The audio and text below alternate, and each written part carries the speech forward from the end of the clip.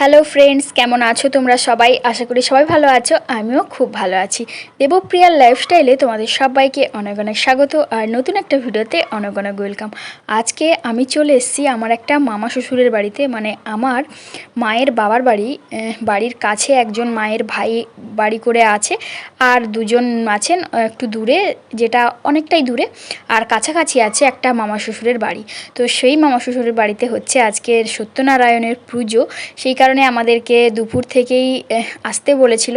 আমরা দুপুরে বাড়িতে খাওয়া দাওয়া করে এখানে এসে যখন দেখি পুরোহিত মশাই চলে এসছেন আর মামি এখানে প্রসাদীর ফল কেটেছিল, মানে যেটা ঠাকুরকে দেওয়ার জন্য সেটা। আর আমার মা এখানে সুজি বানাচ্ছে। আজকে প্রসাদ হবে চিড়ের মকর আর সুজি। তো সেটাই আজকে আমাদের মানে সত্যনারায়ণ ঠাকুরের প্রসাদ।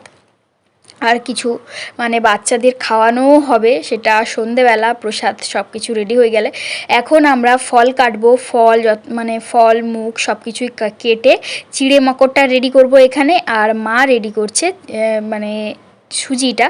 এ হচ্ছে আমার দুই ননদ, একজন হচ্ছে আমার মামা শ্বশুরের মেয়ে আর একজন হচ্ছে পাশের বাড়ির একজন ননদ। তো এ দুজন এসছে আর আমি বসেছি সামনে ক্যামেরা ধরে।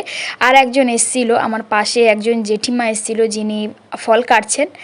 সন্ধ্যাবেলা এখন বাজে হয়তো ওই 6টা, সাড়ে 6টা, 7টা হয়েই গেছে। আমাদের পাড়ায় যত বাচ্চারা ছিল সব বাচ্চারাই চলে এসছে, এখন সব বাচ্চাদের খাওয়ানো হচ্ছে। চলো বন্ধুরা, আজকের ব্লগটা এতটুকুই। ভালো লাগলে লাইক, শেয়ার, সাবস্ক্রাইব করে দিও।